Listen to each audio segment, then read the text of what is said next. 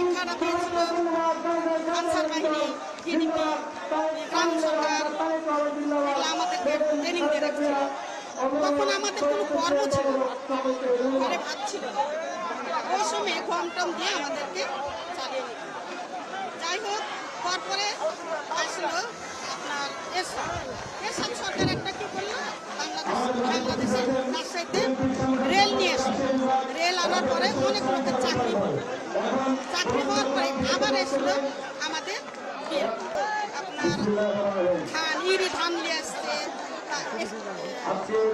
জিয়া রহমান আমাদের ইরি ধান নিয়ে এসেছে, সলো মেশিন বসাইছে, মাঠে কাজ কাম দিয়েছে, অনেক কিছু করেছে। এই জন্য আমরা তাকে পছন্দ করি এবং ভালোবাসি। আর তারেক রহমান আসলে আমাদের যে মেয়েদের জন্য কোনো প্রতিষ্ঠান খুলে দেয়, এটাই আমাদের মানে সফলতা। জিয়া সাহেবকে দেখেছেন? তারেক সাহেবকে দেখেছেন?